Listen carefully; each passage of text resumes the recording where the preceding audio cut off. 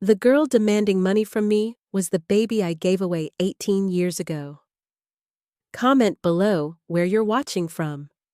Subscribe if you want to hear what happens next. My name is Rosemary Francis, and I need to tell you about the moment my carefully built life came crashing down. It started with a phone call from my daughter Dorothy's college roommate, a girl named Stacy Carr. "Mrs. Francis, we need to talk about your past." Something in her voice made my blood run cold. I'd spent 18 years burying that past. 18 years pretending it never happened. "I'm sorry, who is this again?" "Dorothy's roommate. I know what you did in high school. I know about the baby you gave up." My legs gave out. I sank into the kitchen chair, gripping the phone like a lifeline.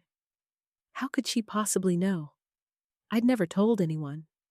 Not even my husband. Not even Dorothy. "Meet me tomorrow. Coffee shop on 5th Street. Come alone, or Dorothy finds out everything." The line went dead. I sat there shaking, staring at the phone. After all these years, my secret was about to destroy everything I'd built. The next day, I walked into that coffee shop with my heart pounding. Stacy was already there, sitting in the corner booth. She was beautiful, mixed heritage with striking features and confident eyes. Something about her seemed familiar, but I couldn't place it. "Sit down, Mrs. Francis." I slid into the booth across from her. "What do you want?" She smiled, but it wasn't friendly. It was calculating, cold. "I want what's mine, what you owe me." "I don't owe you anything. I don't even know you." That's when she pulled out a manila envelope. From inside, she took out papers, documents I recognized immediately. My heart stopped. Birth certificate, adoption papers, hospital records from 18 years ago. I couldn't breathe. "Where did you get those? Does it matter? What matters is what I do with them." She leaned forward, her voice dropping to a whisper. "I want $500,000, cash. Or Dorothy learns that her perfect mother abandoned a baby when she was 16. The room started spinning. "You can't be serious. Dead serious. You have 1 week." I stared at her, trying to process what was happening. This girl, barely older than Dorothy, was blackmailing me. But how did she get those documents? And why did she look so familiar? "Who are you really?" She stood up, gathering the papers. "I'm someone who knows your secret. That's all you need to know." That night, I couldn't sleep. I kept thinking about Stacy's face. Something was nagging at me. The shape of her eyes, the way she tilted her head when she spoke. It reminded me of someone, but I couldn't figure out who. The next few days were torture. I went through the motions of normal life, but inside, I was falling apart. Dorothy called from college, excited about her classes, talking about her roommate Stacy. "She's so smart, Mom. Really driven. Sometimes I think she knows more about life than I do." If only she knew. I started researching. Late at night, when everyone was asleep, I'd sit at my computer trying to find information about Stacy Carr. But there wasn't much. It was like she'd appeared out of nowhere. Then I remembered something. The adoption agency. They'd kept records. Maybe they could help me understand how this girl got hold of my private documents. The next morning, I drove across town to the building where I'd signed those papers 18 years ago. The receptionist was new, but she was helpful. "I need to check on the status of some adoption records." She looked at me sympathetically. "Are you the birth mother or adoptive parent?" "Birth mother." She pulled up the file on her computer. What she told me next changed everything. "I'm sorry, Mrs. Francis, but according to our records, there's been some unusual activity on this file recently." My hands started shaking. What kind of activity? Someone requested copies of all documents 3 months ago. They had proper identification and claimed to be conducting a family medical history search. Who requested them? She checked the screen again. A young woman named Stacy Kaur. She said she was representing the adoptive family. The pieces started falling into place, but I still didn't understand the connection. How did Dorothy's roommate know about my past? It couldn't be a coincidence. That evening, I made a decision. I called Dorothy. Honey, tell me about Stacy. How did you two meet? Oh, it's funny actually. She specifically requested me as a roommate. Said we had a lot in common. My blood turned to ice. What do you mean, requested you? The housing department said she'd done research and thought we'd be compatible. She knew all about our family, Mom. Even mentioned you by name. I dropped the phone. This wasn't random. Stacy had targeted Dorothy. She'd planned this entire thing, but why? What was her connection to my past? I spent the next day digging deeper. I called the adoption agency again, this time asking for more details about the family who'd adopted my baby. The caseworker was hesitant at first, but when I explained the situation, she agreed to help. The adoptive parents were the Kaur family. They have a daughter named Priya. Not Stacy? No, definitely Priya. She'd be 18 now. My world tilted. If Stacy wasn't the adopted daughter, then who was she? And how did she know about the adoption? That night, I couldn't take it anymore. I called Stacy directly. We need to meet again. I have questions. You have 4 days left, Mrs. Francis. Questions won't change that. Who are you really? You're not the daughter I gave up. There was silence on the other end. Then quietly. No, I'm not. Then who are you? Why are you doing this? Because Priya was my best friend, and you destroyed her life. The line went dead again. I sat there in the dark, trying to understand. How had I destroyed someone's life? I'd given a baby to a loving family. I'd made the hardest decision of my life to give her a better chance. The next day, I drove back to the coffee shop. Stacy was there, waiting. Tell me about Priya. She looked at me with such hatred, it took my breath away. Priya spent her whole life wondering why her birth mother didn't want her. She became obsessed with finding you. It consumed her. The adoption was supposed to be sealed. How did she find me? She hired a private investigator when she turned 18. Found your name, your address, everything. She was planning to contact you. My heart sank. Was? She died in a car accident 2 months ago. She was driving to see you when it happened. The words hit me like a physical blow. The daughter I'd given up was dead. And somehow, it was my fault. She was so excited that day. Stacy continued. She'd finally worked up the courage to meet you. She had this whole speech planned about forgiveness and new beginnings. Tears started falling down my cheeks. I never knew she was looking for me. She died thinking you didn't care, that you'd forgotten about her completely. That's not true. I thought about her every day. Then why didn't you try to find her? The question hung in the air. Why hadn't I? Because I was scared. Because I thought she was better off without me. Because I was a coward. So you're blackmailing me for revenge?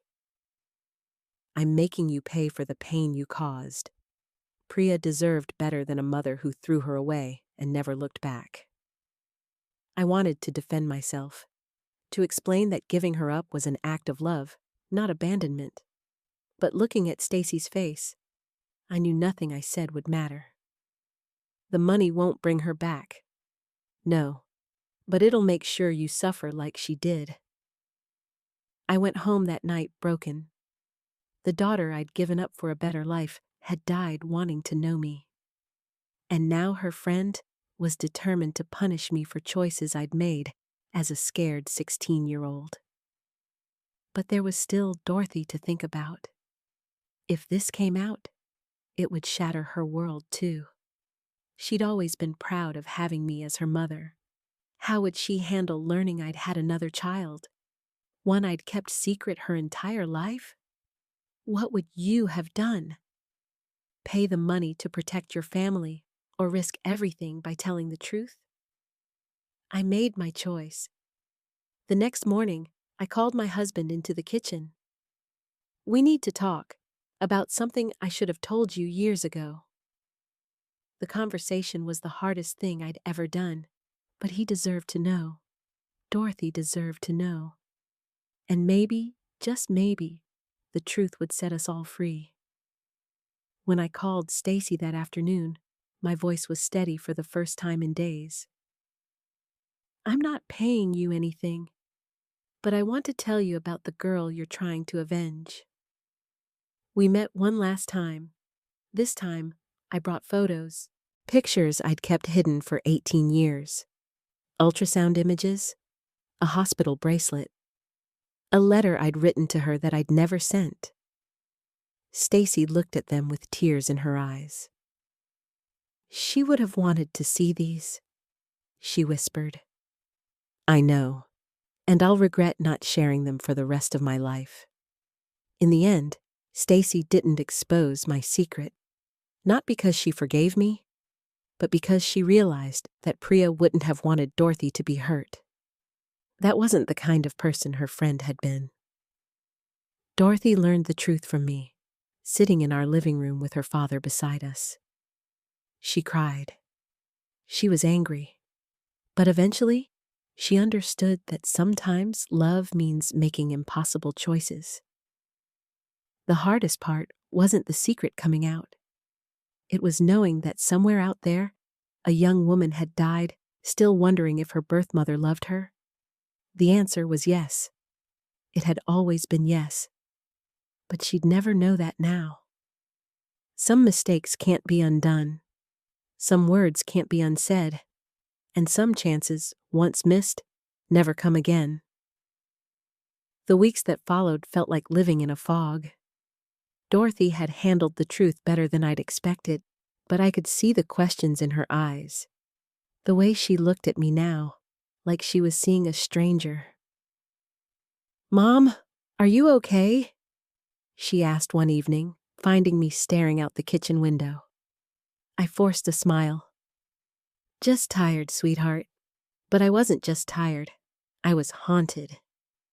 Every night, I dreamed about Priya, a face I'd never seen, a voice I'd never heard, reaching out to me in darkness.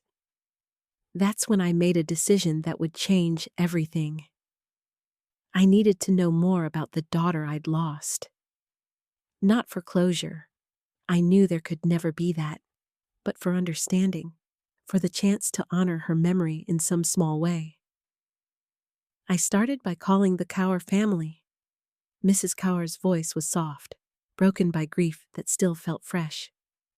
"Priya was such a beautiful girl," she told me through tears.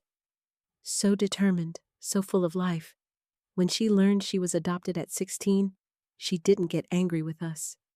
She just said she needed to understand her whole story." "I'm so sorry for your loss," I whispered. "And I'm sorry I never reached out. I thought the closed adoption meant you were protecting yourself, and maybe protecting her too." Priya understood that, even if it hurt. Mrs. Kaur agreed to meet me. She lived just 2 hours away, in a quiet suburban neighborhood that reminded me of my own childhood. When she opened the door, I saw Priya's eyes looking back at me. The same dark brown eyes I remembered from the ultrasound pictures. "She had your chin," Mrs. Kaur said softly, leading me to the living room. "And your stubborn streak." The house was filled with photos. Priya at graduation. Priya volunteering at animal shelters. Priya with her arms around a girl with bright red hair. Stacy. "They were inseparable," Mrs. Kaur explained. Stacy was more like a sister to Priya than a friend. When Priya died, Stacy blamed herself.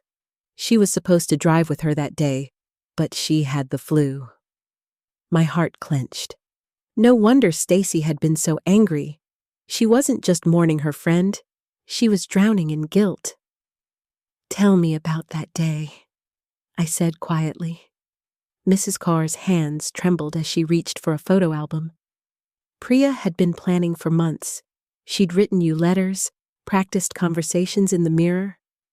She was so nervous, but so excited. She showed me pages of photos, Priya working at a coffee shop, studying at the library, laughing with friends. Each image was like a knife to my heart. This vibrant, beautiful young woman should still be alive." "She left this for you," Mrs. Carr said, handing me an envelope with my name written in careful handwriting. I stared at it, afraid to open it. Inside was a letter dated just days before her death. "Dear birth mother, I don't know your name yet, but I hope I will soon. I've spent so many years wondering about you. Were you scared when you found out you were pregnant? Did you think about keeping me? Do you ever wonder what I look like now? I want you to know that I don't blame you for giving me up. The Kaurs have been amazing parents, and I've had a good life. But there's this empty space inside me that only you can fill. Not because you owe me anything, but because you're part of my story. I hope when we meet, you'll tell me about my father. I hope you'll tell me if I have your laugh or your love of books. I hope you'll let me thank you for making the hardest choice a mother can make. I'm driving to see you next week. I'm terrified and excited and everything in between. But mostly, I'm hopeful. Love. Priya." The letter fell from my shaking hands. She died believing I would welcome her with open arms. She died with hope in her heart, instead of the rejection I'd feared she felt. "She never got to mail it," Mrs. Carr said through her own tears. "The investigator had given her your address, but she wanted to write the letter first. She said she needed to find the right words." I stayed for hours, looking through photo albums and hearing stories about the daughter I'd never known. Priya had been studying social work, hoping to help other young mothers in crisis. She volunteered at pregnancy resource centers, offering support to girls facing the same impossible choice I'd faced at 16. "She understood your decision," Mrs. Carr assured me as I prepared to leave. "She used to say that giving her up took more strength than keeping her would have." The drive home was the longest 2 hours of my life. I kept thinking about Stacy, about the guilt and anger she must be carrying. She hadn't just lost her best friend. She'd lost her sister, her other half. When I got home, Dorothy was waiting in the kitchen. "How did it go?" she asked gently. I told her everything, about Priya's letter, about the photos, about the young woman who had grown up wondering about me while I wondered about her. Dorothy listened without judgment, holding my hand when the tears came. "She sounds amazing," Dorothy said finally. "I wish I could have met her." "She would have loved you," I said. Mrs. Carr said she always wanted siblings. That night, I couldn't sleep. I kept thinking about Stacy, alone with her grief and guilt. The next morning, I did something that surprised even me. I called her. "What do you want?" Her voice was hollow, exhausted. "To talk about Priya and about you." "There's nothing to talk about. I met her parents yesterday.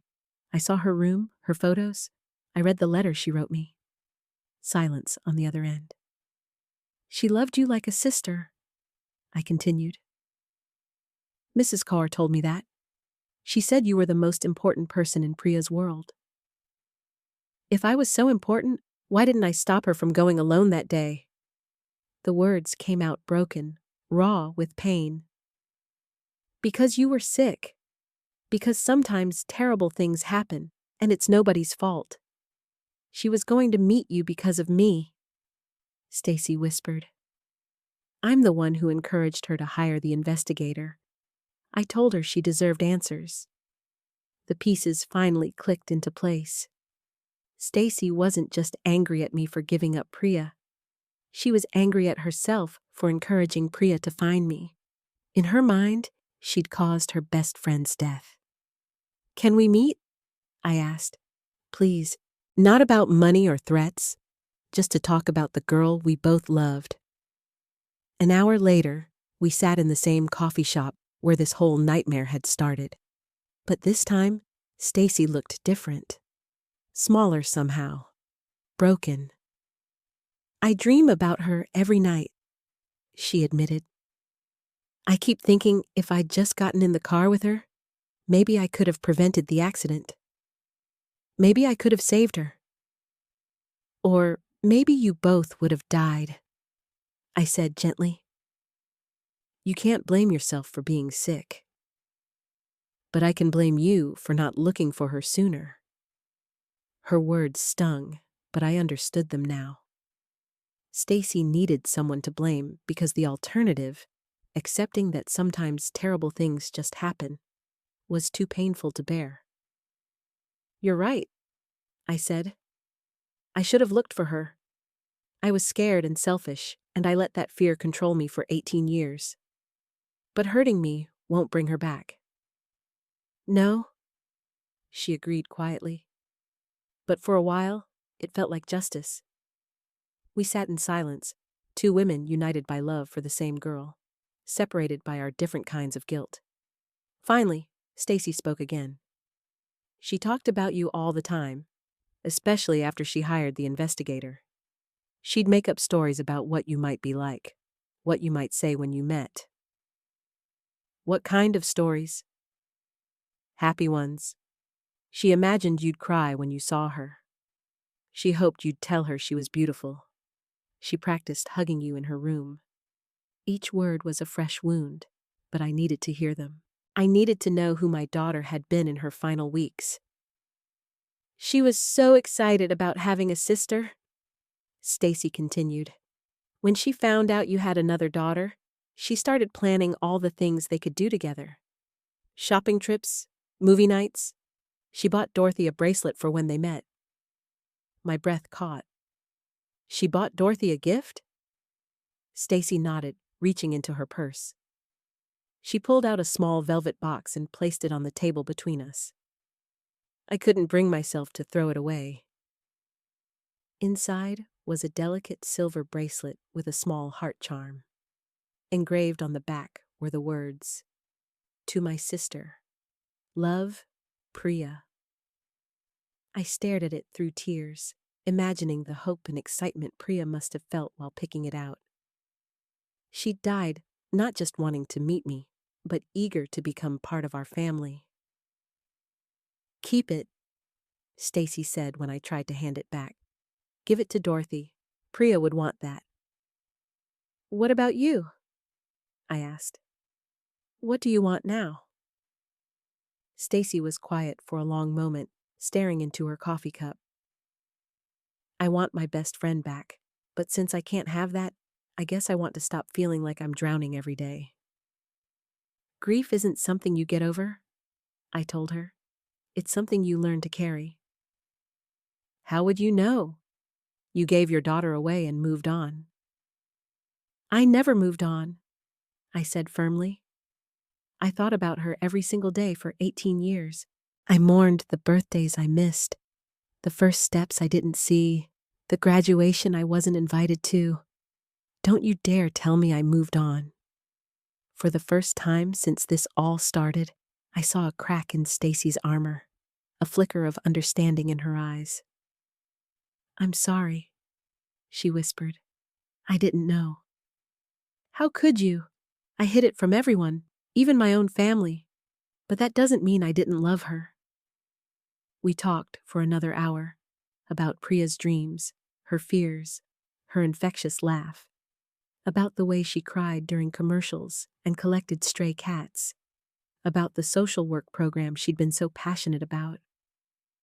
She wanted to help girls like you, Stacy said. Girls facing impossible choices. Maybe we can honor that, I suggested quietly. Maybe we can find a way to help other girls in her memory. Stacy looked up at me, surprised. What do you mean? I don't know yet, but Priya believed in second chances, right? In forgiveness and new beginnings? She did.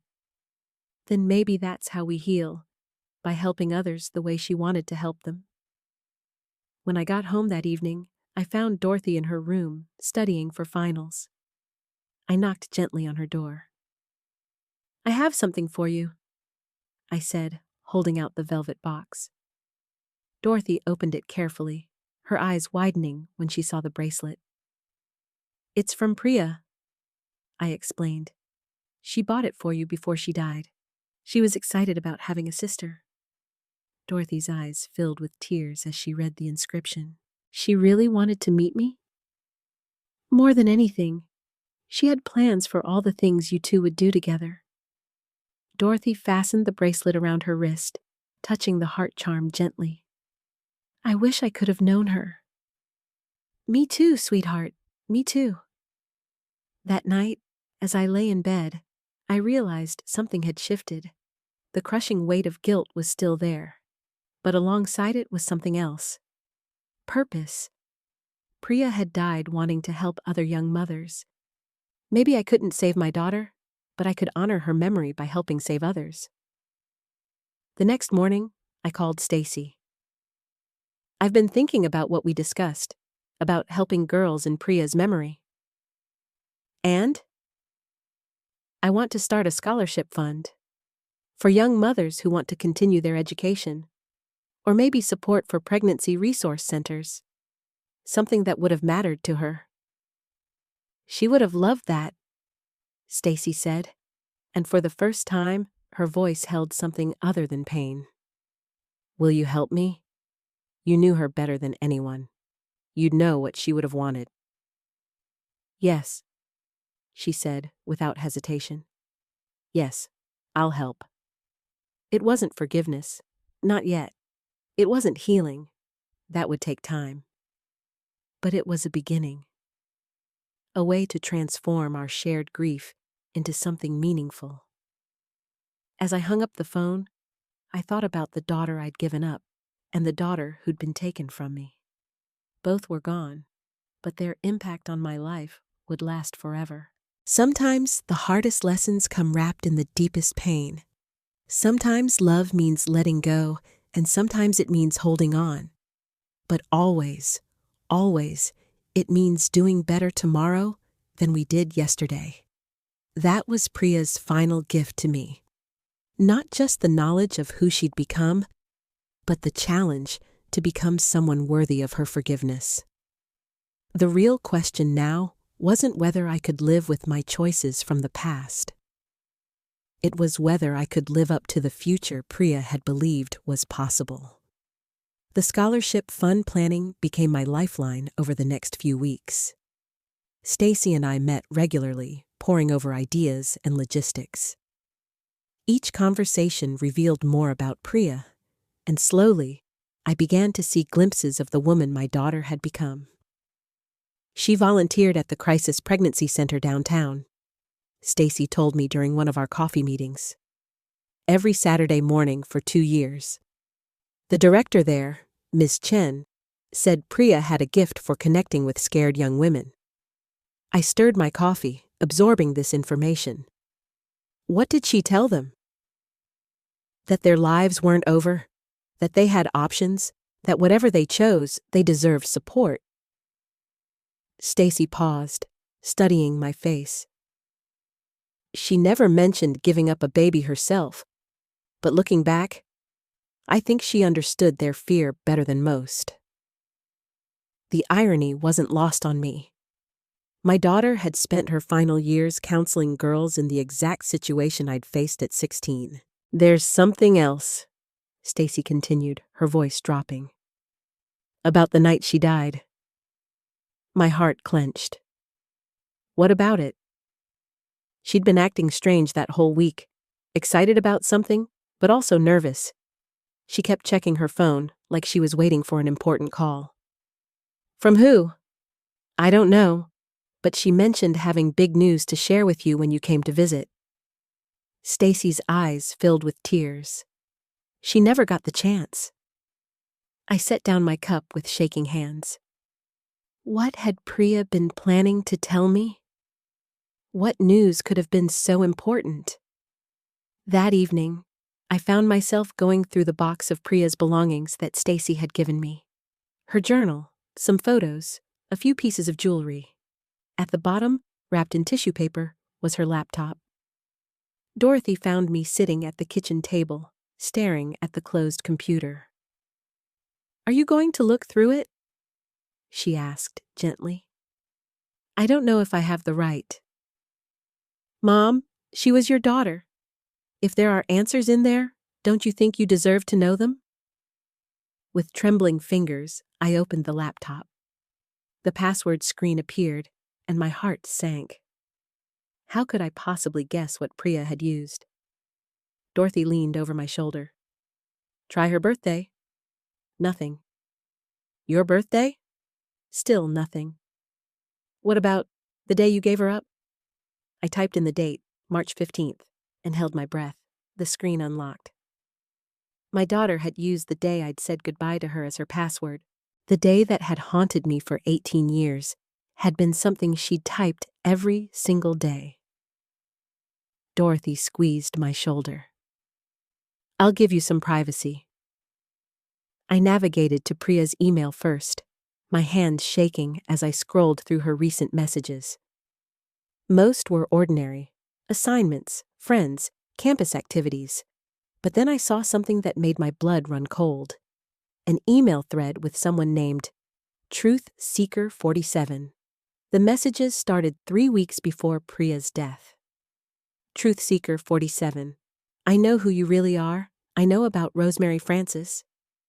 Priya, I don't know what you're talking about. Truth Seeker 47. Birth certificate says otherwise. Adoption records too. Want me to share this with your college friends? Your professors? My hands flew to my mouth.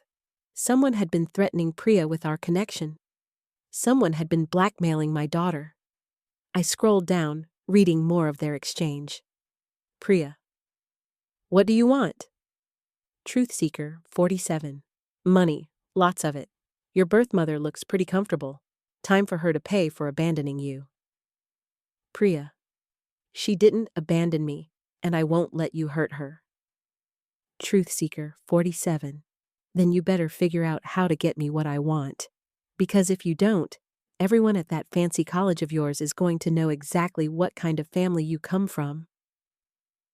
Tears streamed down my face as I read Priya's responses. She'd been protecting me. Someone had discovered our connection and was using it to extort money. But instead of coming to me for help, Priya had tried to handle it alone. The final exchange was dated the day before her death. Priya. I have the money. Meet me at the bridge at midnight. Then you leave my family alone forever. Truth Seeker 47. Smart girl. Come alone, or the deal's off. I stared at the screen in horror. The bridge.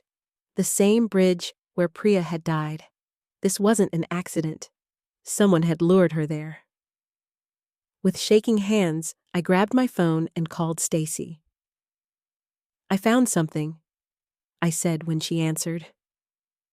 On Priya's laptop, someone was blackmailing her. What? That's impossible. I'm looking at the emails right now. Someone threatened to expose her adoption unless she paid them money. She was supposed to meet them the night she died. Silence stretched between us. Stacy, are you there? I'm here, she said quietly. Where are you right now? At home. Why? Stay there. Don't talk to anyone else about this. I'm coming over. Something in her tone made me uneasy, but I agreed. 20 minutes later, Stacy arrived at my door. She looked pale, agitated. Let me see the laptop, she said without preamble. I led her to the kitchen table where the computer still sat open. She leaned over it, scrolling through the emails I'd found. Her face grew paler with each message. "This is bad," she muttered. "Really bad. We have to call the police," I said. "This changes everything. If someone lured Priya to that bridge—" "No!" Stacy's voice was sharp. "We can't involve the police." I stared at her. "Why not? This is evidence of a crime." "Because—" she took a shaky breath. "Because I know who Truth Seeker 47 is."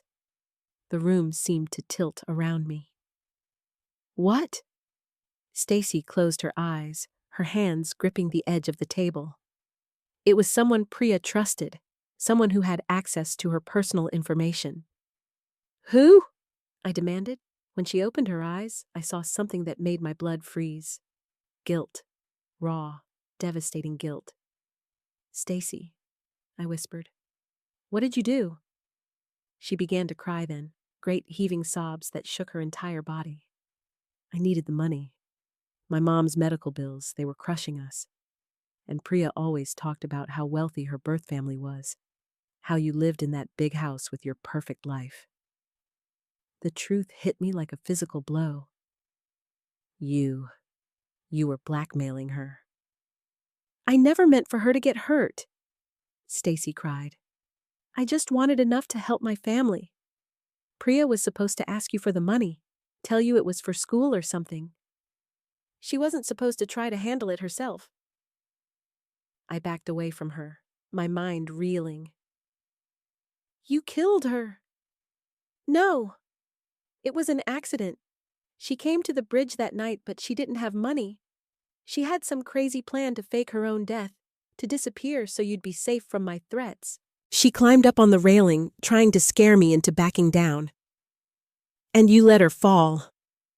"I tried to grab her, but she slipped, and I panicked. I ran." Stacy's voice broke. "I've been living with it every day since. The guilt is eating me alive." I stared at this woman I'd begun to trust. This woman I'd thought was grieving alongside me. She'd been the architect of my daughter's death. "All this time," I said slowly, "you've been pretending to mourn her, helping me plan a scholarship in her memory, making me feel guilty for giving her up." "I am mourning her," Stacy sobbed. "She was my best friend. I loved her too." "You loved her so much you drove her to her death for money." "I never meant—" "Get out." My voice was deadly calm. "Get out of my house right now." "Rosemary, please, let me explain." "Get out!" After Stacy left, I sat alone in my kitchen, staring at the emails that revealed the truth. My daughter hadn't died by accident or suicide. She died trying to protect me from a threat I never even knew existed. Dorothy found me there an hour later, still staring at the screen. "Mom? What happened? You look like you've seen a ghost." I looked up at my surviving daughter, this precious girl, who was all I had left of my family. "I know how Priya died," I said quietly. "And I know who killed her." The question now wasn't whether justice would be served. The question was whether I was strong enough to see it through. Dorothy sat down across from me, her face pale with concern. "Mom, you're scaring me. What do you mean you know who killed Priya?" I turned the laptop toward her, showing her the email exchange I'd discovered. Someone was blackmailing her.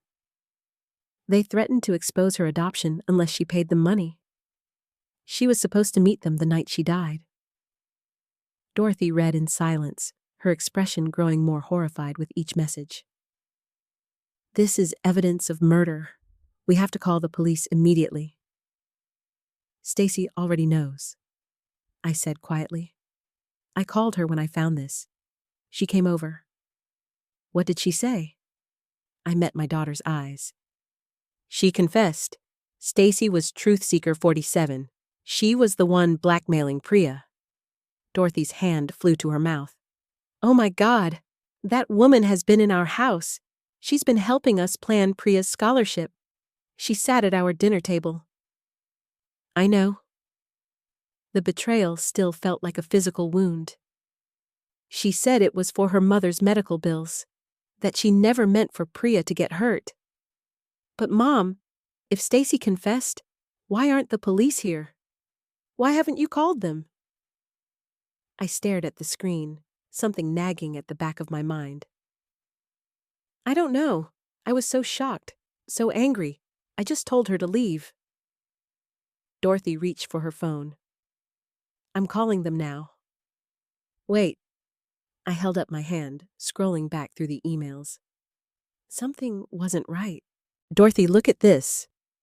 I pointed to the timestamp on the final exchange. This conversation happened at 10:30 p.m. the night Priya died. But look at the timestamp on Truth Seeker 47's last message. Dorothy leaned closer. "It says 11:15 p.m. "Exactly.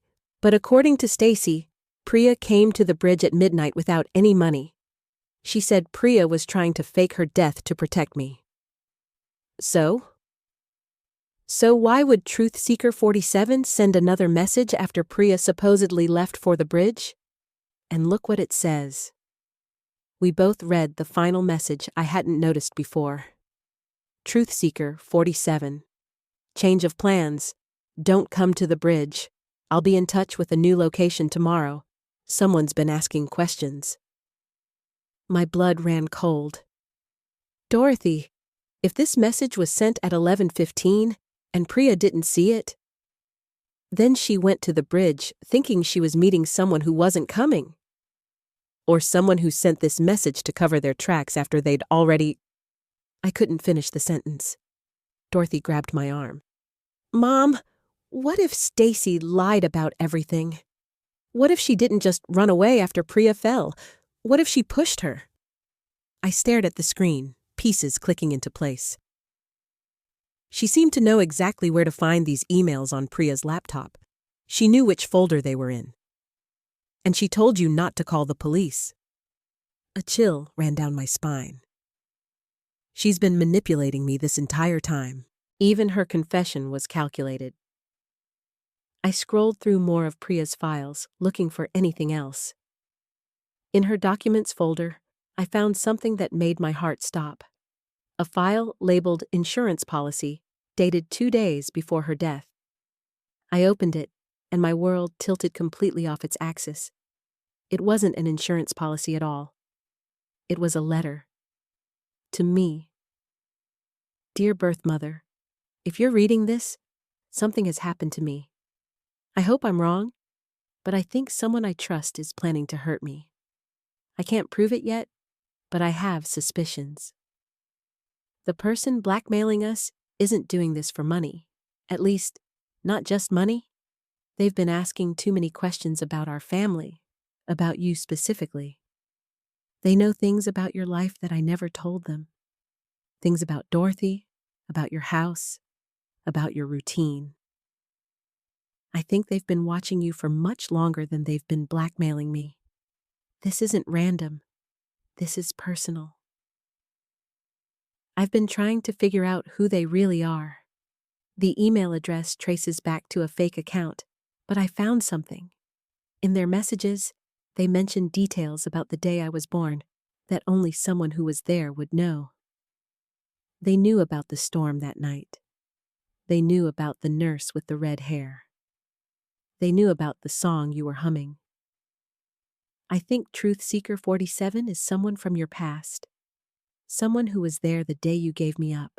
Someone who's been carrying a grudge for 22 years. If something happens to me, don't trust anyone who suddenly appears in your life offering comfort. Don't trust anyone who seems to know too much about me or about you. I love you, and I'm sorry we never got to meet properly. Your daughter, Priya. The letter slipped from my shaking hands. Dorothy caught it, reading quickly. "Mom?" she whispered. Someone who was there the day Priya was born. Someone who knew about the storm, the nurse, the song you were humming. I felt the blood drain from my face as understanding crashed over me like a wave. Dorothy, who else have I told about that night? Who else knows those details?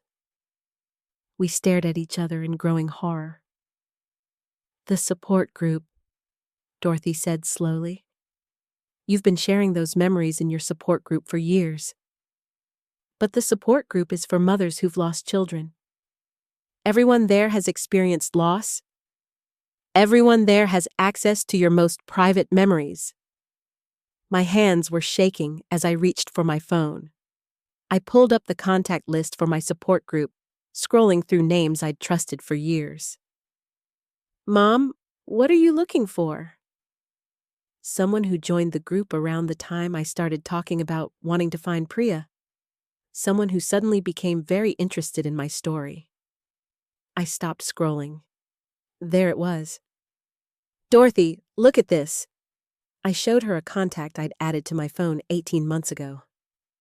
Kaur. Stacy joined my support group a year and a half ago, I said slowly. Right after I started talking about wanting to contact Priya. She said she'd lost a baby at birth. But Mom, that would mean she's been planning this for over a year? She didn't just find out about Priya and decide to blackmail her on a whim. She infiltrated my support group specifically to get close to me. I grabbed the laptop again, searching through Stacy's supposed confession with new eyes. She said she needed money for her mother's medical bills. But Dorothy, what if that was a lie too? What if this was never about money? Then what was it about? I thought back to every conversation I'd had with Stacy over the past year. How interested she'd been in my story. How she'd encouraged me to share more details about the day Priya was born. How she'd seemed to understand my pain so perfectly. Revenge, I said quietly. This was about revenge. Dorothy looked confused. But revenge for what? You gave Priya up for adoption 22 years ago. You were 16 years old. What could you have possibly done to deserve this? I closed my eyes, forcing myself to think back to that terrible night. The storm, the hospital, the red-haired nurse who'd been so kind, the song I'd hummed to calm myself, and then I remembered something else. Something I'd never told anyone, not even the support group. Dorothy, there was another girl there that night, in the room next to mine. She was in labor too, but something went wrong. Her baby? I couldn't finish the sentence. Her baby what, Mom? Her baby died during delivery. I remember hearing her screaming, crying. The nurses were trying to comfort her, but she kept saying it wasn't fair. That I got to have a healthy baby while hers died. Dorothy's eyes widened. Mom, what was her name? I searched my memory, trying to recall details from that traumatic night over 2 decades ago. I never knew her full name, but I remember one of the nurses calling her Stacy. The pieces fell into place with sickening clarity. Stacy hadn't randomly chosen to blackmail my daughter. She'd been harboring resentment for 22 years, while I'd given birth to a healthy baby who went on to live a full life. Her baby had died, and in her twisted mind, that made me responsible for her loss. She'd spent over a year getting close to me, learning my story, finding Priya. The blackmail wasn't about money. It was about making me suffer the way she'd suffered. It was about taking away my daughter the same way fate had taken away hers. Dorothy, she killed Priya on purpose. This wasn't about money or an accident. She lured Priya to that bridge specifically to push her. My daughter's face had gone white. We have to call the police right now. But as I reached for the phone, I heard a sound that made my blood freeze. The front door opening. Rosemary? Stacy's voice called from the hallway. I came back. We need to talk. Dorothy and I looked at each other in terror. Stacy was back, and now we knew the truth. The question was, Did she know that we knew? And more importantly, what was she planning to do about it? I stood frozen in my living room, Dorothy beside me, as Stacy's footsteps echoed down the hallway toward us. My heart hammered against my ribs. We knew the truth now, or at least we thought we did. But something in Stacy's voice sounded different. Calmer, almost relieved. "Rosemary?" she called again. "I know you're in there, and I know you've figured it out." Dorothy grabbed my arm, whispering urgently, "Mom, we should call 911. But before I could reach for my phone, Stacy appeared in the doorway. She looked exhausted, her eyes red-rimmed, her usually perfect composure completely shattered. In her hands, she carried a thick manila envelope. "I'm not here to hurt anyone," she said quietly. "I'm here to tell you the truth. The real truth." "We already know the truth," Dorothy said, stepping protectively in front of me. "We know what you did to Priya. We know about that night 22 years ago when your baby died and you blamed my mother." Stacy's face crumpled. "Is that what you think? That I blamed Rosemary for my loss?" "We know you were there that night," I said, my voice shaking. "We know you've been planning this revenge for over 20 years. Stacy sank into the chair across from us, the envelope clutched against her chest. "You're right about one thing. I was there that night, but you're wrong about everything else." She looked up at me with eyes full of pain. "Rosemary, I didn't lose a baby that night. I had a baby that night. A healthy, beautiful baby girl." The words hit me like a physical blow. "What?" "My daughter was born 3 hours after yours. Same storm, same hospital, same red-haired nurse who sang that song to calm the mothers." Stacy's voice broke. "But unlike you, I wasn't 16 and scared. I was 19 and desperate." Dorothy and I exchanged confused glances. "I don't understand," I said. Stacy opened the envelope with trembling hands and pulled out a birth certificate. My daughter's name was listed as baby girl Cower on her birth certificate, but the adoptive family who took her home renamed her. She handed me the document, and I read it with growing disbelief. "They called her Priya." The world tilted sideways.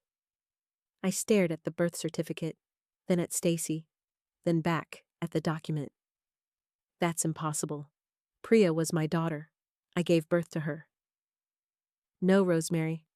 You gave birth to a daughter that night, but the baby you held, the baby you said goodbye to, that wasn't your biological child."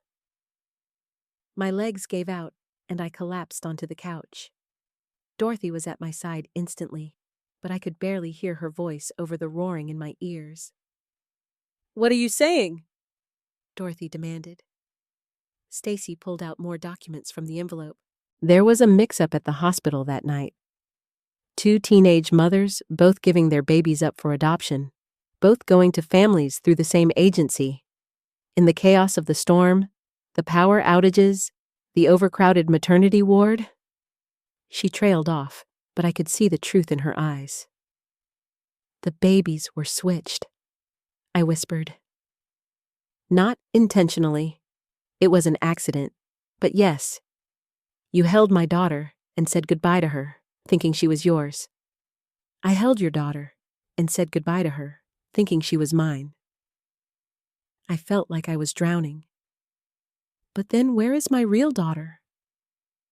Stacy's face was streaked with tears now.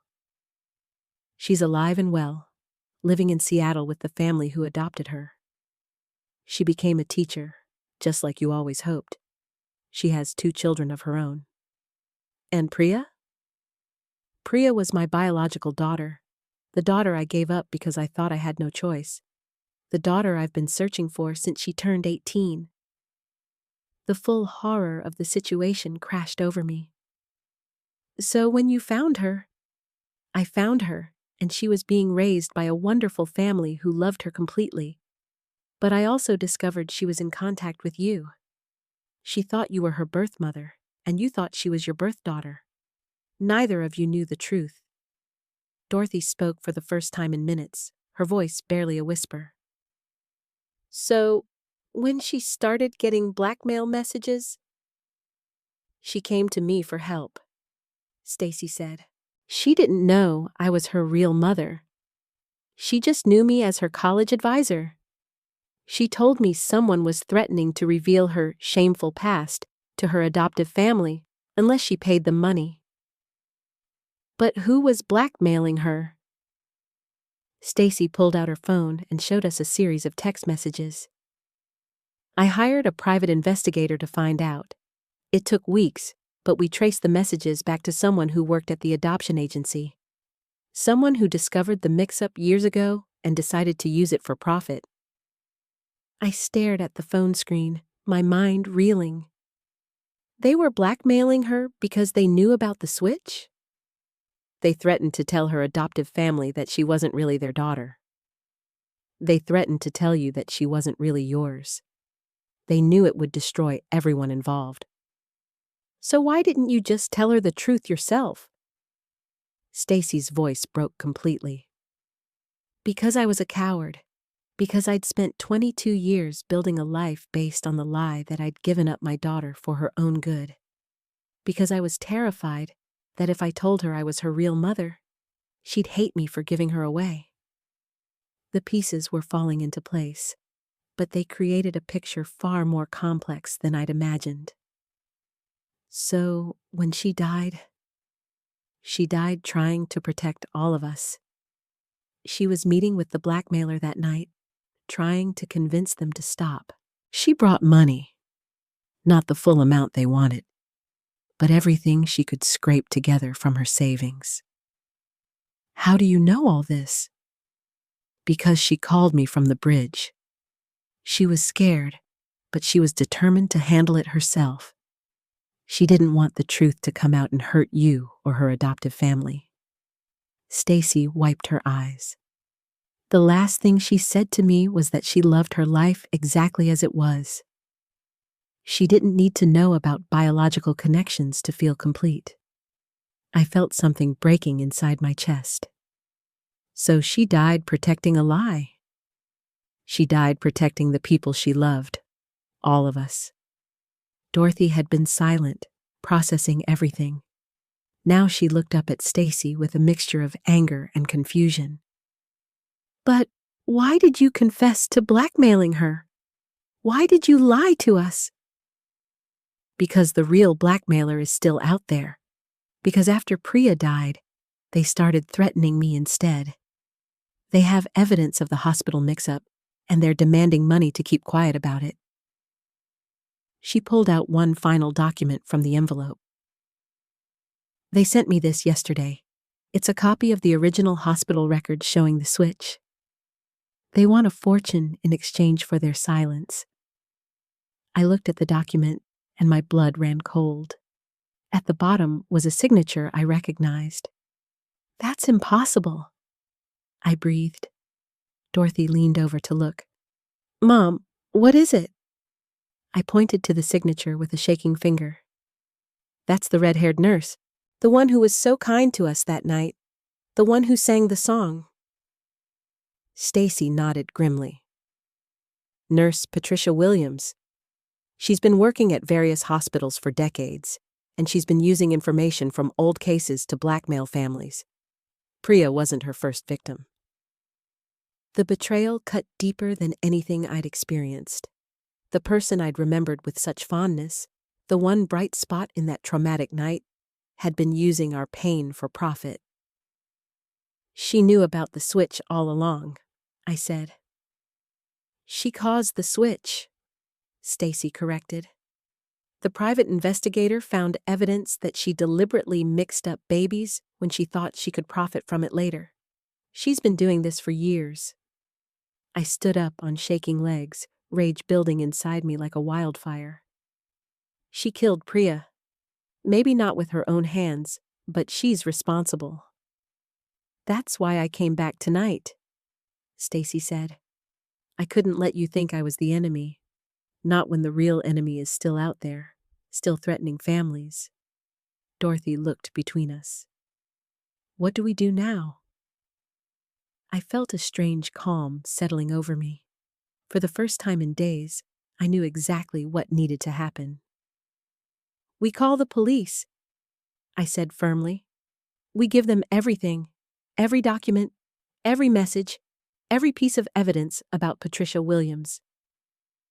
But the truth will come out, Stacy warned. Everyone will know about the switch. Your family, Priya's adoptive family, everyone. I thought about that for a long moment. The truth would be painful. It would complicate everything.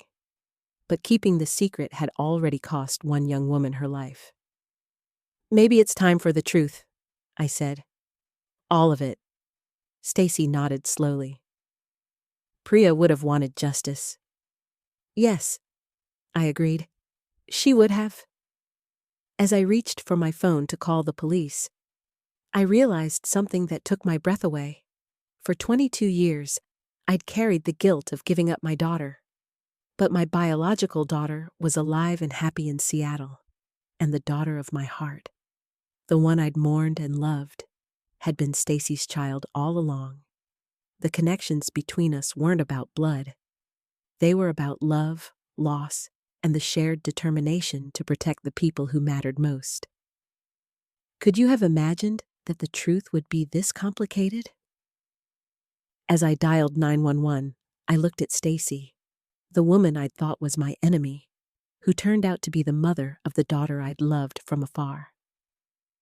After we deal with the police, I said, I want to hear everything about Priya. Every story you have about her childhood, her dreams, her fears. I want to know the daughter you raised. Stacy smiled through her tears. And I want to meet my biological daughter in Seattle, with your help, if you're willing. I'm willing, I said without hesitation.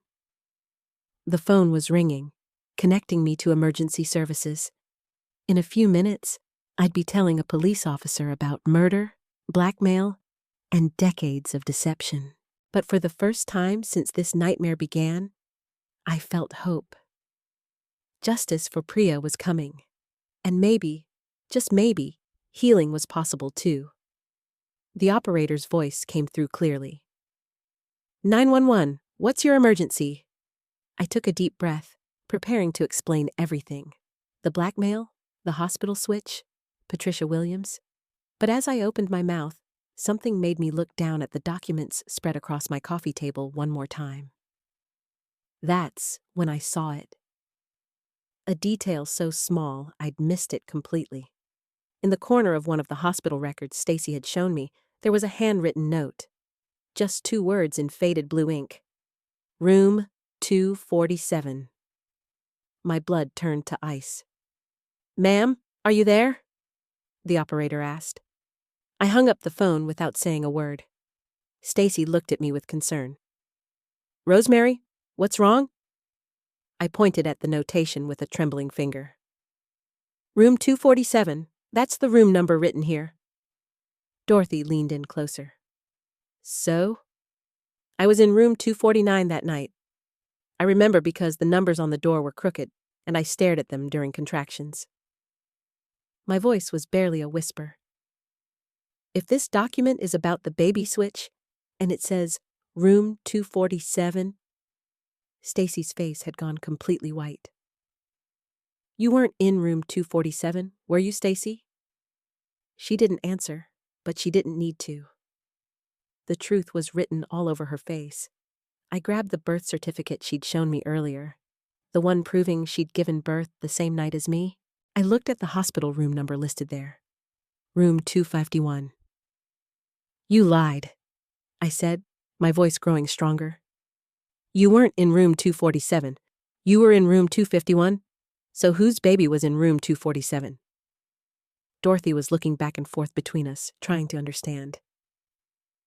Mom, what does this mean? I stood up, my legs shaking, but my mind suddenly crystal clear. It means there wasn't just a switch between 2 babies.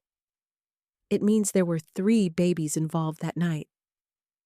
Stacy finally spoke, her voice barely audible. Rosemary, please. No. I stepped closer to her. No more lies. No more half-truths. Tell me who is in room 247. I can't. Tell me. The force of my own voice surprised me. I'd never spoken to anyone like that in my life. But I was done being the victim in other people's games. Stacy closed her eyes. Patricia Williams' daughter. The words hit me like a physical blow. I had to grab the back of the couch to keep from falling. The nurse had a daughter? Not just any daughter. She was 17, unmarried, and her mother made her give the baby up for adoption. Patricia was working that night, and she saw an opportunity. Dorothy's eyes were wide. An opportunity for what?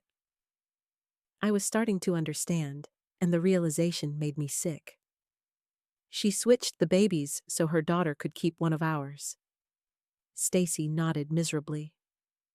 Patricia took your baby and gave it to her daughter to raise. She took my baby and put it up for adoption through the proper channels, and she gave Patricia's daughter's baby to me. The room was spinning. Everything I thought I understood was crashing down around me.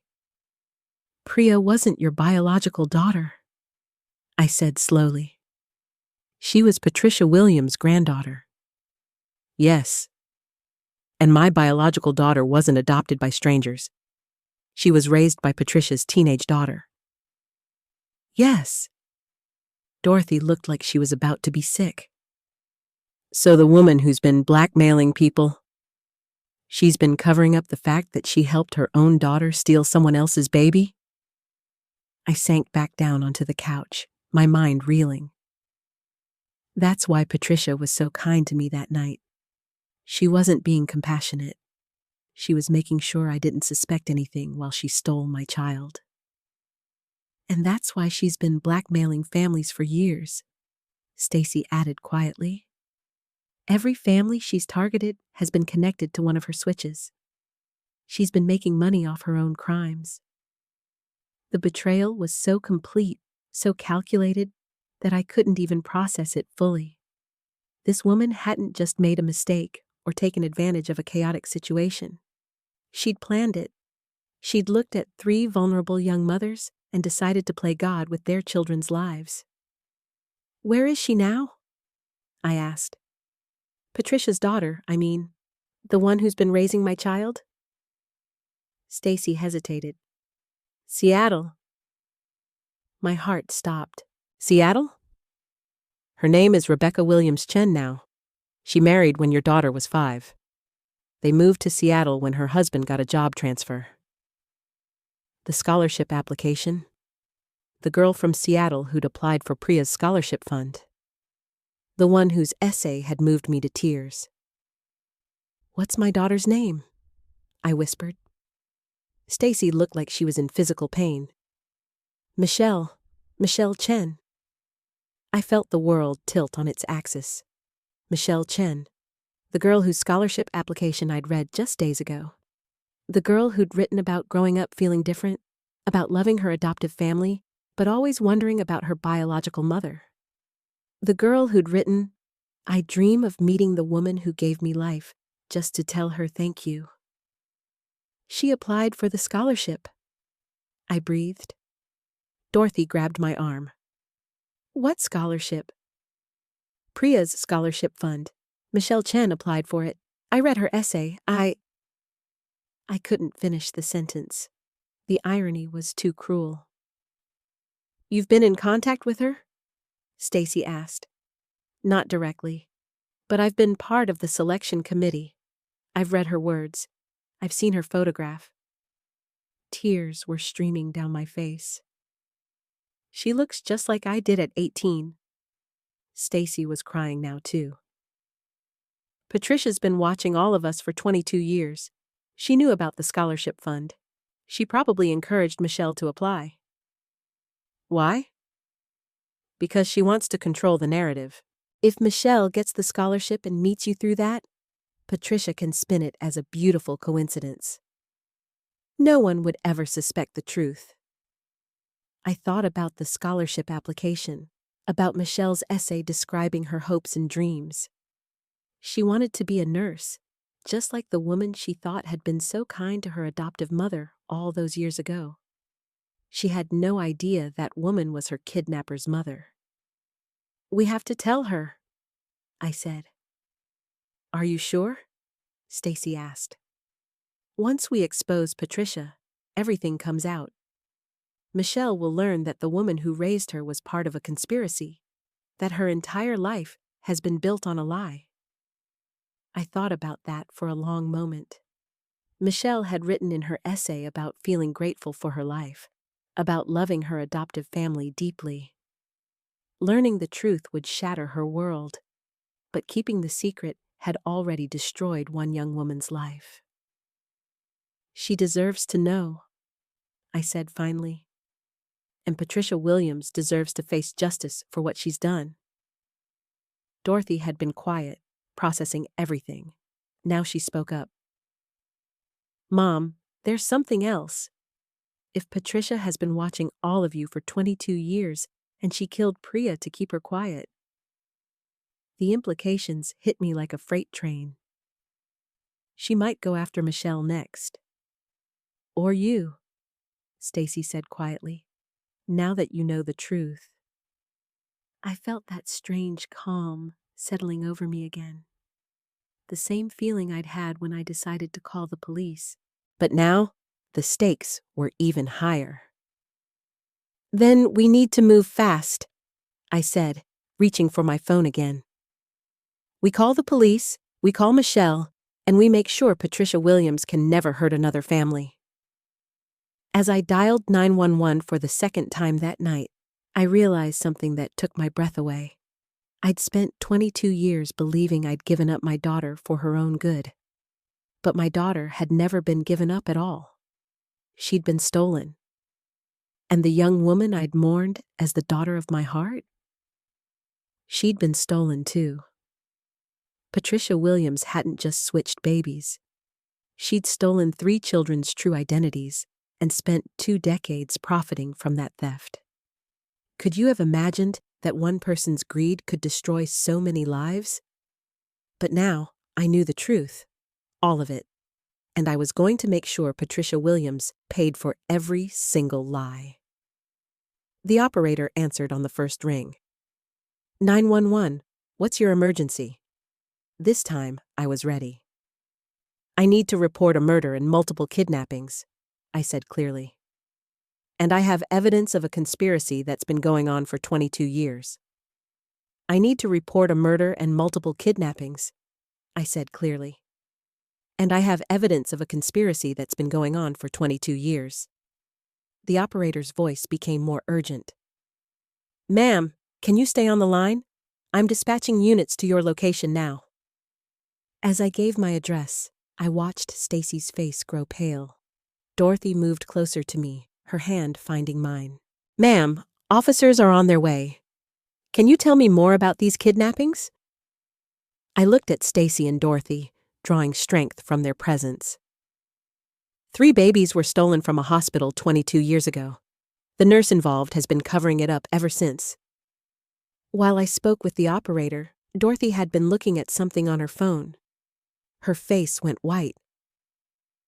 "Mom," she whispered urgently. "Mom, you need to see this." I put the call on speaker so the operator could still hear us. Dorothy turned her phone screen toward me. "I was looking up Patricia Williams, trying to find more information about her. But look at this." On the screen was a news article from just 3 months ago. The headline made my blood freeze. "Local nurse retires after 40 years of service." But it wasn't Patricia Williams in the photo. It was someone else entirely. "That's not Patricia," Stacy breathed, staring at the screen. My hands started shaking. "Then who is Patricia Williams?" Dorothy scrolled through more search results. "Mom, I can't find any Patricia Williams who worked at City General 22 years ago. This woman, Sarah Martinez, she's the one who retired. She's the one who worked in maternity." The room started spinning around me. If Patricia Williams hadn't been the nurse that night, then who had been? And more importantly, who was Patricia Williams? "Stacy," I said slowly. "Describe Patricia Williams to me again. The woman who was there that night?" Stacy closed her eyes, concentrating. Tall, maybe 5'7", dark hair, brown eyes. She had this small scar above her left eyebrow, and she wore this distinctive perfume, something floral and expensive. My heart stopped. I knew that perfume. I'd smelled it 1,000 times over the years. "Oh my God," I whispered. "What is it?" Dorothy asked. I couldn't speak. The pieces were falling into place, but the picture they were forming was so impossible, so unthinkable, that my mind was rejecting it. The operator's voice came through the phone. "Ma'am, are you still there? The officers should arrive in about 5 minutes." "I'm here," I managed to say, but I wasn't really there. I was 22 years in the past, lying in that hospital bed, exhausted and heartbroken, when someone had come to check on me. Someone who'd held my hand and told me everything would be okay. Someone who'd promised to make sure my baby went to a good family. Someone I'd trusted completely. "The woman who came to see me that night," I said slowly. "After you left, Stacy, she said she was from social services." "Patricia Williams told me she was a nurse," Stacy said. "She told me she was from social services. But what if she wasn't either?" Dorothy was still searching on her phone. "Mom, what was the name of the social worker you dealt with during your pregnancy? The one who helped arrange the adoption?" I felt like I was falling through space. Margaret Chen. The name hung in the air between us. Margaret Chen, Rebecca Williams, Chen's mother-in-law, Michelle's adoptive grandmother. "That's impossible," Stacy breathed, but it wasn't impossible. It was the truth I'd been too blind to see. "She wasn't Patricia Williams," I said, my voice barely a whisper.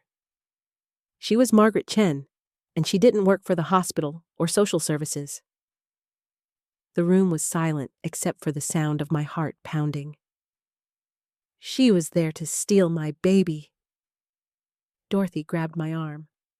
"Mom, you're saying Margaret Chen pretended to be 2 different people that night?" "No," I said, the full horror of it washing over me.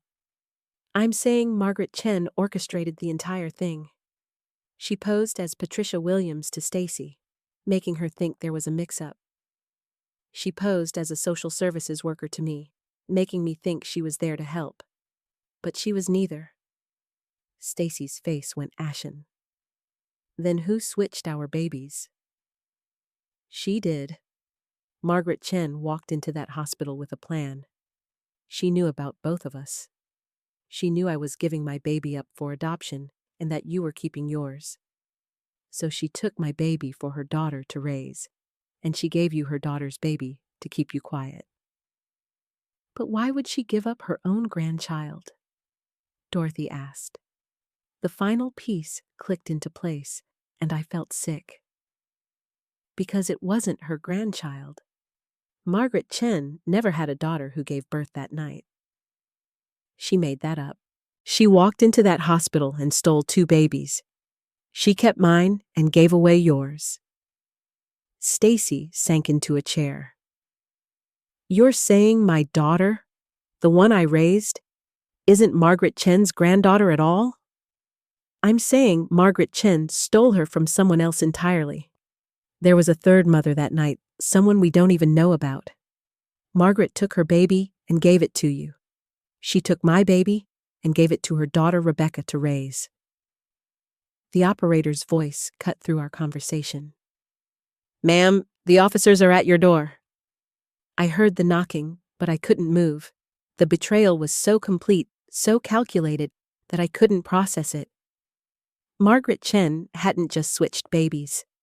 She'd created an elaborate con involving multiple identities, multiple lies, and multiple victims.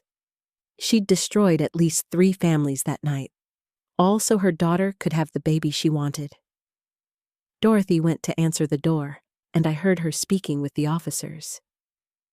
But I was still trapped in the realization of what had really happened. For 22 years, I'd believed my baby had gone to a loving family through proper channels. But my baby had been stolen by a woman who'd looked me in the eye and promised everything would be okay. Margaret Chen had held my hand while she lied to my face. The woman I mourned for 22 years, I said to Stacy. The daughter I thought I'd given up for her own good. She was never given up at all. She was kidnapped. Stacy was crying now. And Priya, my daughter, she wasn't even supposed to be mine. Priya belonged to someone else entirely, some other mother who went home from the hospital believing her baby had died or been stolen. Someone who's been mourning for 22 years, not knowing her daughter was alive. The officers entered the living room, and I forced myself to focus. Detective Rodriguez introduced himself and his partner. Ma'am, we understand you have information about multiple kidnappings? I took a deep breath. 22 years ago, a woman named Margaret Chen orchestrated the theft of at least 2 babies from City General Hospital. She posed as hospital staff to gain access to the maternity ward. She's been covering it up ever since. And you believe this is connected to the recent death of Priya Kaur? Priya discovered the truth. Margaret Chen killed her to keep her quiet. Detective Rodriguez took notes while I explained everything we'd discovered. When I mentioned Michelle Chen and the scholarship application, he looked up sharply. Ma'am, are you telling me you've been unknowingly in contact with your own daughter? Through the scholarship committee, yes, but she doesn't know who I am. Where is Margaret Chen now? I don't know, but her daughter Rebecca lives in Seattle with my biological daughter Michelle. Detective Rodriguez exchanged a look with his partner. We need to contact Seattle PD immediately. If Margaret Chen realizes you've discovered the truth, she might run. Or worse. The implication hung in the air. Margaret Chen had already killed once to protect her secret. There's something else, I said. Margaret Chen has been blackmailing families for years. Stacy here received demands for money, supposedly from someone who knew about the baby switch. But I think Margaret was blackmailing herself through intermediaries, making it look like someone else was threatening to expose her while she collected money from her victims. Stacy nodded. She's been making me pay for my silence about something I didn't even understand. I thought I was protecting my daughter from scandal, but I was actually funding Margaret Chen's lifestyle. Detective Rodriguez stood up. We need to move fast. Ma'am, is there any chance Margaret Chen knows you've figured this out? I thought about the scholarship application, about Michelle's essay. She might. If she's been monitoring the scholarship fund, she knows I've seen Michelle's application. She might realize I'm getting too close to the truth. Then we need to get to Seattle before she does. As the officers made their calls and coordinated with other departments, I sat there processing the magnitude of what Margaret Chen had done. She hadn't just stolen my baby. She'd created an entire criminal enterprise based on that theft. She'd blackmailed families, murdered a young woman, and destroyed countless lives. All so her daughter could have the baby she wanted. Could you have imagined that one person's greed could reach so far and cause so much pain? But now I knew the truth. All of it. Margaret Chen had looked me in the eye 22 years ago and promised to take care of everything. She had. She'd taken care of it by stealing my child and building a 22-year conspiracy of lies. Now it was time for her to face the consequences of every single one of those lies. And I was going to be there when she did. The flight to Seattle felt endless. Detective Rodriguez sat beside me, coordinating with Seattle PD through encrypted messages on his phone. Stacy had stayed behind to work with the local authorities, gathering more evidence about Margaret Chen's blackmail scheme. I stared out the airplane window, my hands trembling. After 22 years, I was going to see my daughter. Not just see her, I was going to save her. Because Margaret Chen was already in Seattle. The Seattle police had confirmed it an hour ago. She'd arrived that morning and was staying at a hotel downtown. Too close to Michelle. Too close to Rebecca. "Mrs. Francis," Detective Rodriguez said quietly. "When we get there, you need to let us handle the initial approach. Margaret Chen is dangerous." I nodded, but inside I was screaming. This woman had stolen my baby, murdered an innocent girl, and terrorized families for decades. The thought of confronting her made my blood burn. We landed at 3 in the afternoon. Detective Sarah Kim from Seattle PD met us at the airport, her expression grim. "We've got surveillance on Margaret Chen's hotel," she said as we walked quickly through the terminal. "But there's something else you need to know. She made contact with Rebecca Chen this morning. They met for coffee." My heart stopped. "Is Michelle safe?" "We have officers watching the house where Michelle lives with Rebecca. But Mrs. Francis, Margaret Chen knows. She knows you figured it out." The car ride through Seattle traffic was torture. Every red light felt like an eternity. Detective Kim briefed us on what they'd discovered in the past few hours. "Margaret Chen has been using multiple identities for years. We found bank accounts, credit cards, even a second passport. She's been planning an exit strategy for a long time." "What about Rebecca?" I asked. "Does she know what her mother did?" "We don't think so. Our surveillance suggests Rebecca believes Michelle is her adopted daughter through legitimate channels. She has no idea about the kidnapping." When we finally arrived at the downtown hotel, I could see the police presence immediately. Unmarked cars, officers positioned strategically. This was really happening.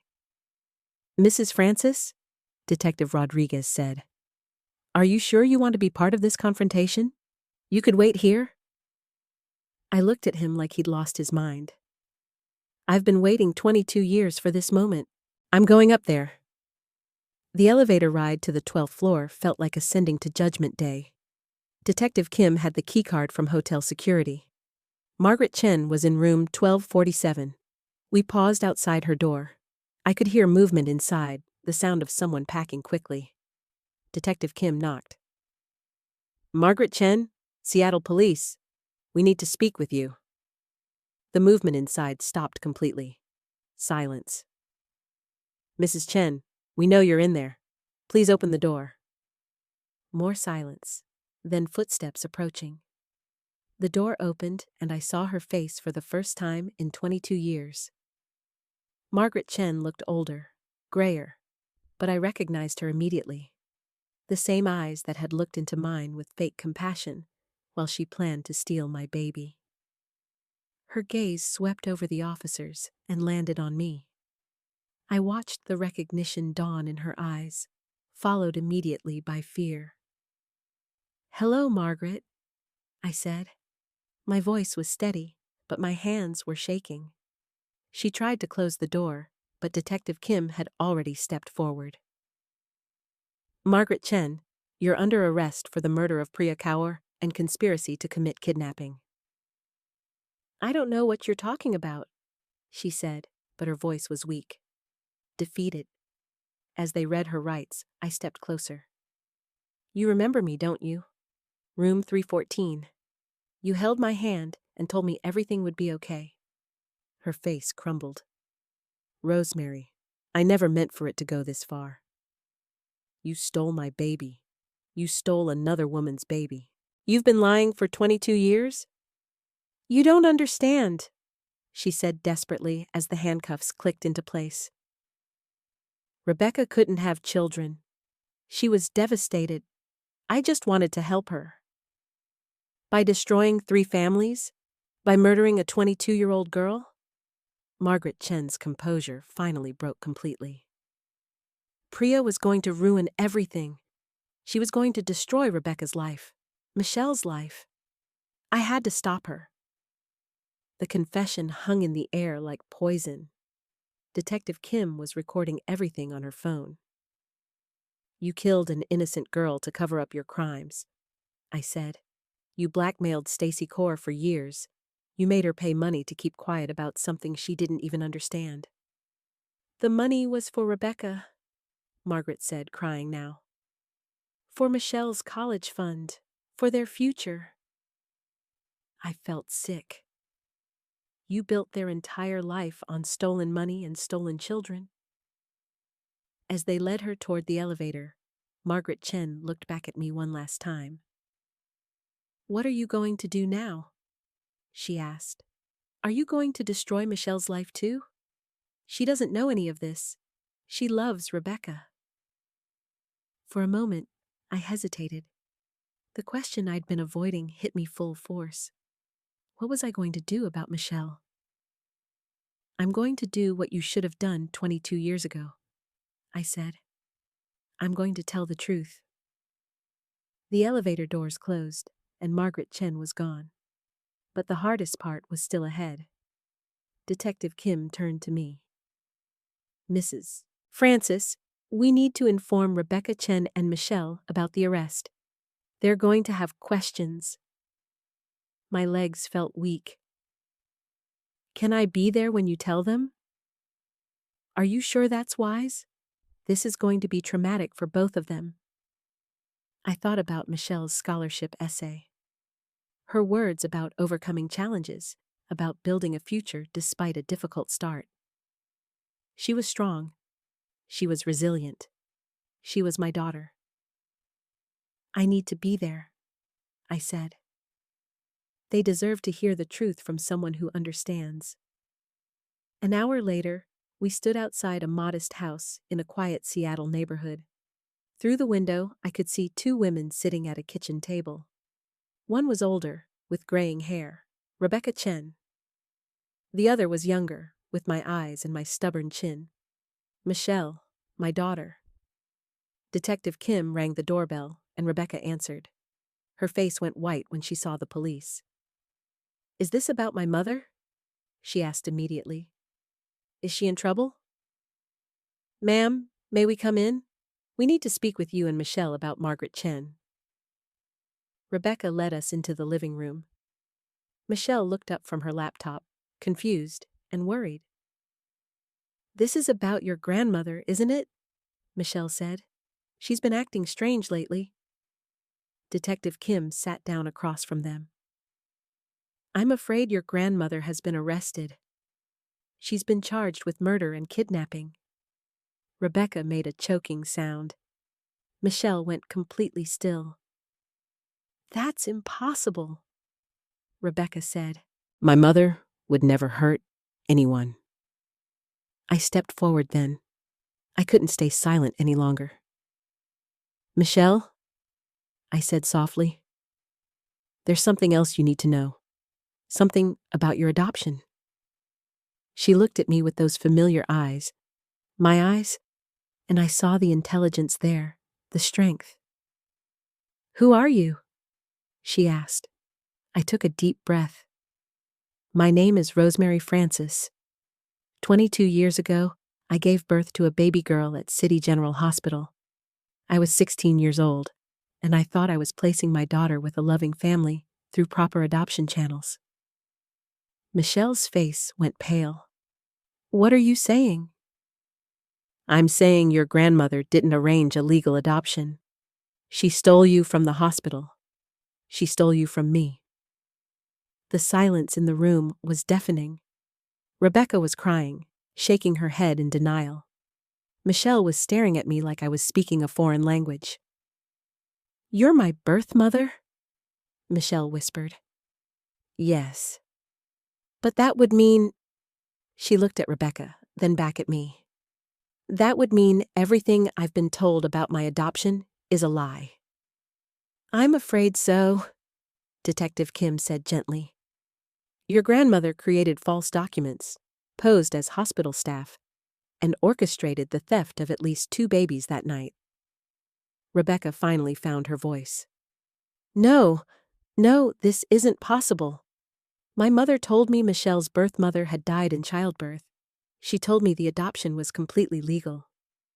Your mother lied to you too, I said. You're as much a victim in this as anyone else.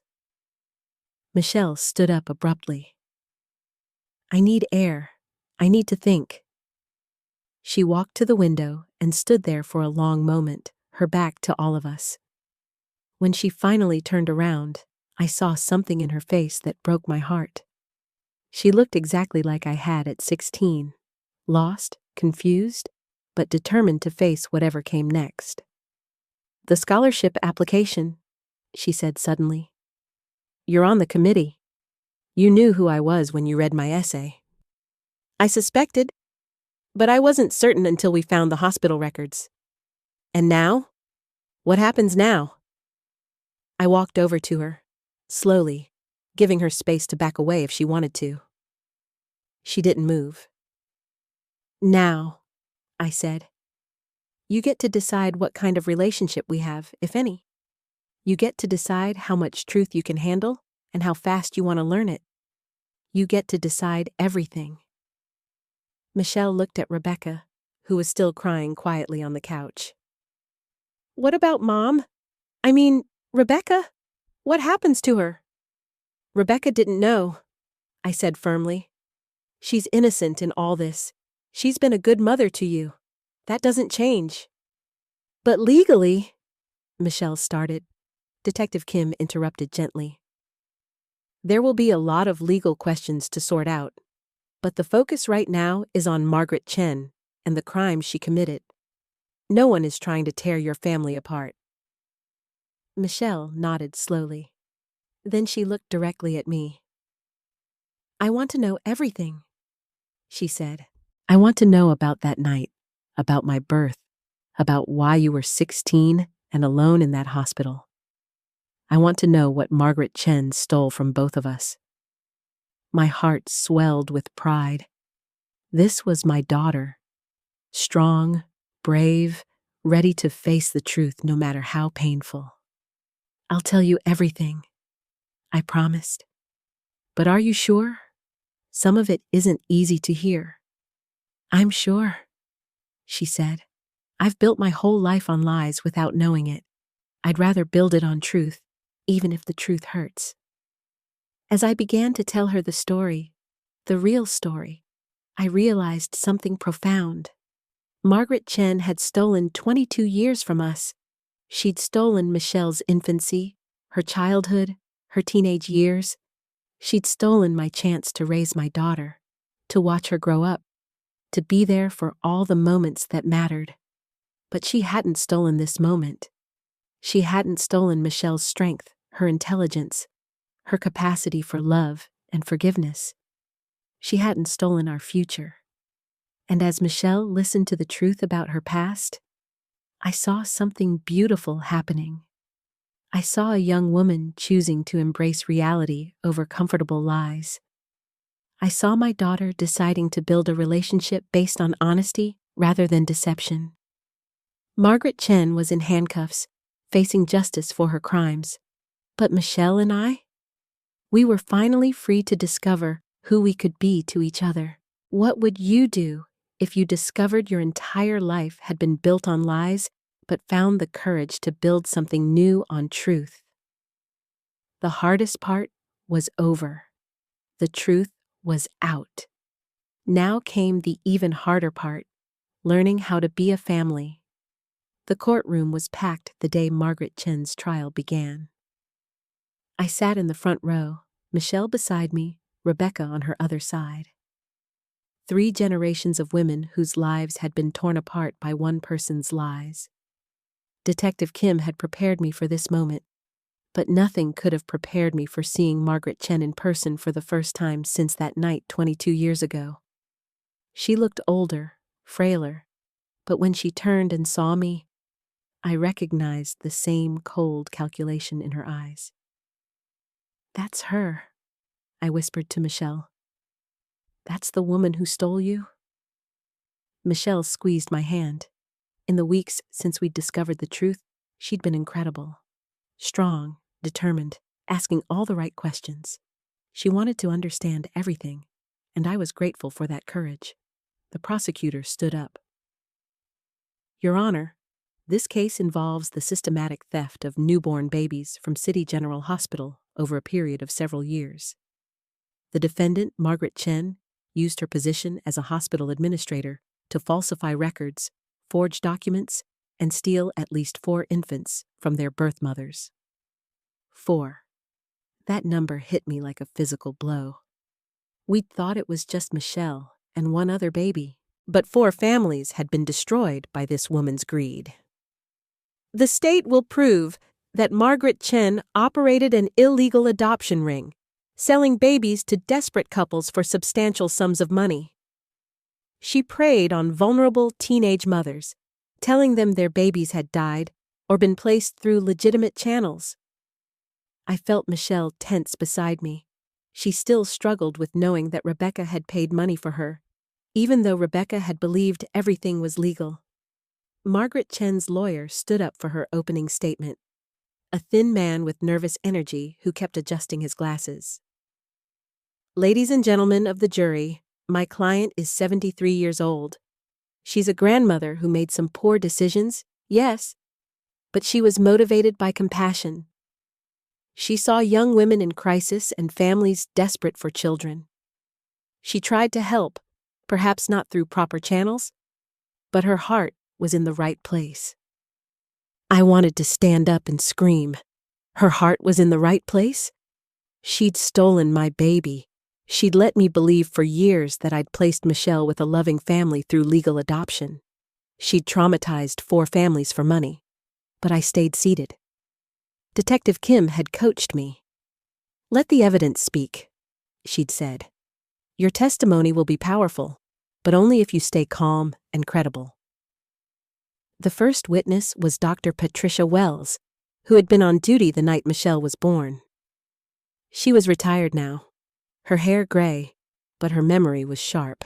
I delivered the baby at 2:47 a.m., she testified.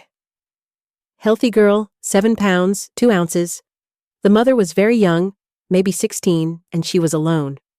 She kept asking if the baby was okay, if the adoptive family would love her.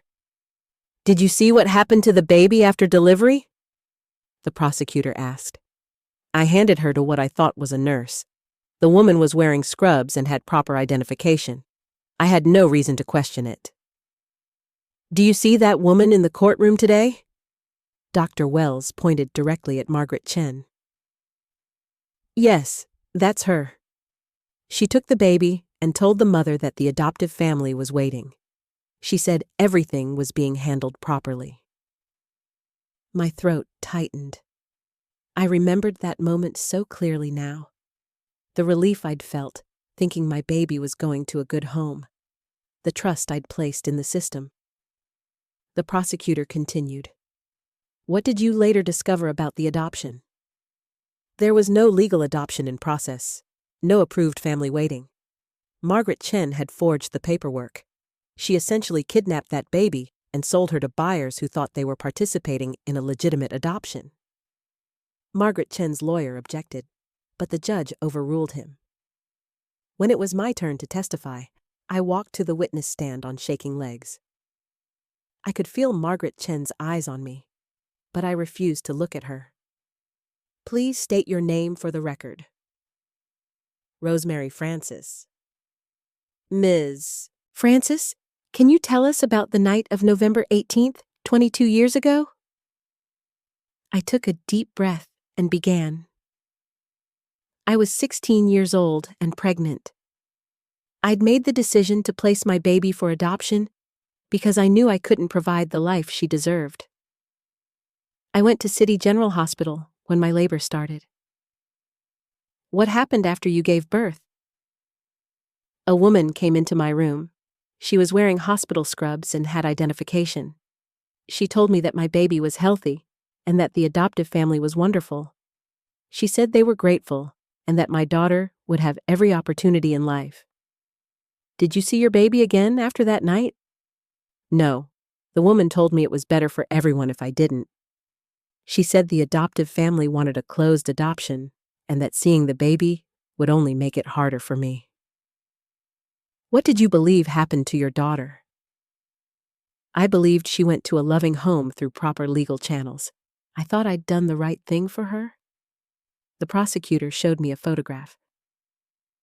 Do you recognize this woman? It was Margaret Chen, but from 22 years ago. Younger, wearing nurse's scrubs. Yes, that's the woman who took my baby from the hospital room. Is that woman in the courtroom today? I finally looked at Margaret Chen. She was staring at me with something that might have been regret, but I couldn't be sure. Yes, she's sitting at the defendant's table. The cross-examination was brutal.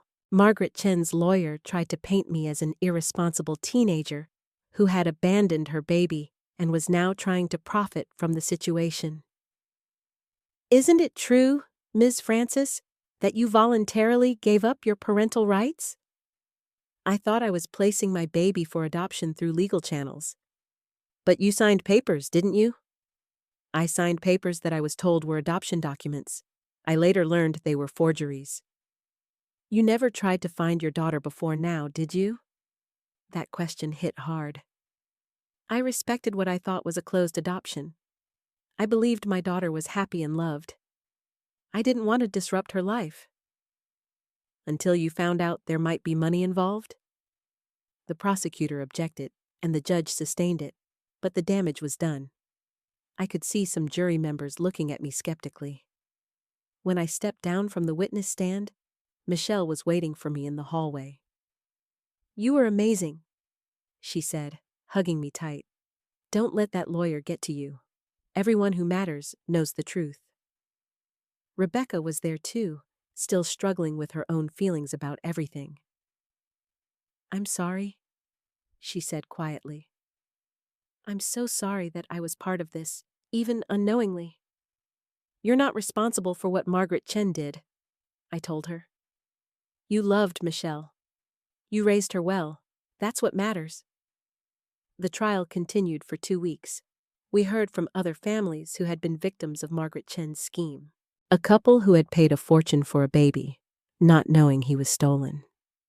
A teenage mother who had been told her son died at birth, only to discover years later that he was alive and had been sold. The most devastating testimony came from Dorothy Gill, whose baby had been taken the same night as Michelle. She'd never found her daughter. I spent 20 years searching, Dorothy testified, tears streaming down her face. I hired private investigators. I never gave up hope. And now I find out that woman stole my baby, and I may never know where she is. I watched Margaret Chen during Dorothy's testimony. For the first time, she looked genuinely upset, but it was too little, too late. The evidence was overwhelming. Forged documents, false medical records, bank deposits that corresponded to baby thefts. The FBI had traced Margaret Chen's activities across multiple states and hospitals. When Margaret Chen took the stand in her own defense, I braced myself. Part of me wanted to hear her explanation, her justification for what she'd done. I never meant to hurt anyone, she said, her voice shaking. I saw these young girls, alone and scared, and I saw families who desperately wanted children. I thought I was helping. Did you profit from these arrangements? The prosecutor asked. Margaret Chen hesitated. The families made donations to help with expenses. Donations of hundreds of thousands of dollars? They were grateful. They wanted to show their appreciation. By your calculations, you made over $2 million from selling stolen babies. The courtroom was dead silent. $2 million? 22 years of my daughter's life and 3 other families' children sold for money. I used that money to help other families, Margaret Chen insisted. I funded programs for unwed mothers. I helped pay for medical care. But the prosecution had evidence showing the money went to luxury cars, expensive homes, and offshore accounts. Margaret Chen's charity was a lie, just like everything else. During closing arguments, the prosecutor was devastating. Margaret Chen didn't help anyone except herself. She destroyed families, traumatized children, and profited from human misery. She stole the most precious thing these mothers had, their babies, and sold them to the highest bidders. Margaret Chen's lawyer made a final desperate plea for leniency based on her age and her claim that she was trying to help, but it fell flat. The jury deliberated for only 3 hours. Guilty on all charges. I felt Michelle's hand in mine as the verdict was read. Guilty of kidnapping. Guilty of fraud. Guilty of operating an illegal adoption ring. Guilty of destroying families for profit. The judge sentenced her to 25 years in prison. At 73, it was essentially a life sentence. As they led Margaret Chen away in handcuffs, she turned and looked directly at me. For just a moment, I saw something in her eyes that might have been an apology, but it was 22 years too late. Outside the courthouse, the media was waiting. I'd prepared a statement with help from Detective Kim and the prosecutor. Today, justice was served for all the families affected by Margaret Chen's crimes. I read into the microphones. But this case is about more than punishment. It's about the power of truth and the strength of families to survive even the worst betrayals. I looked at Michelle, who was standing beside me with Rebecca. My daughter was stolen from me 22 years ago, but she wasn't lost. She was raised by a woman who loved her and gave her every opportunity. Margaret Chen stole our past, but she couldn't steal our future. A reporter called out, "What's next for your family?" Michelle stepped forward. "We're learning how to be a family in a new way. It's not traditional, but it's built on honesty and love. That's all that really matters." As we walked away from the courthouse, I realized something profound had happened. We'd faced the person who had torn our family apart, and we'd survived. More than survived. We'd found each other again. Margaret Chen was behind bars, finally paying for her crimes. But Michelle, Rebecca, and we were free to build something new together. The confrontation was over. Now came the healing. What would you do if you finally faced the person who stole the most important years of your life? 6 months after Margaret Chen's sentencing, I found myself standing in Dorothy Gill's living room, holding a cup of tea with shaking hands. The woman who had testified so powerfully about her stolen daughter had reached out to me after the trial ended. "I never thought I'd find her," Dorothy said quietly, looking at the photo on her mantel. 22 years of searching, and then your case broke everything open. The FBI investigation that started with Michelle's kidnapping had uncovered Margaret Chen's entire network. They'd found records, traced adoptions, and connected families across multiple states. Dorothy's daughter, Stacy Kaur, had been living in California, raised by a family who had no idea she was stolen. "She wants to meet me," Dorothy continued, her voice filled with wonder. "After all these years, my baby girl wants to come home." I understood that mixture of joy and terror in her voice. The reunion with Michelle hadn't been simple or perfect. There were awkward moments, difficult conversations, and the constant navigation of emotions none of us fully understood. But we were learning. Michelle had moved back to the city after graduation, taking a job at a nonprofit that helped reunite families. Rebecca supported her decision, even though it meant less time together. The three of us had dinner once a week, figuring out how to be connected without forcing a relationship that couldn't be rushed. "You gave me hope," Dorothy said, squeezing my hand. When I saw you fighting for Michelle, never giving up, it reminded me that love doesn't just disappear because someone tries to steal it. I thought about that as I drove home. Love doesn't disappear. It gets buried, hidden, complicated by circumstances and time, but it doesn't vanish. My phone rang as I pulled into my driveway. Michelle. Mom? She'd started calling me that a few months ago, tentatively at first, then with more confidence. I wanted to tell you something. What is it, sweetheart? Stacy called me. Dorothy's daughter. She's scared about meeting her birth mother, and Dorothy gave her my number. I'm going to drive up there with her next weekend. My heart swelled with pride. Michelle had found her purpose in helping other families navigate what we'd been through. She understood the complexity of reunion in ways that textbooks couldn't teach. That's wonderful, I said. You'll be perfect for that. Will you come with us? I think Dorothy would like that. And honestly, I could use the support.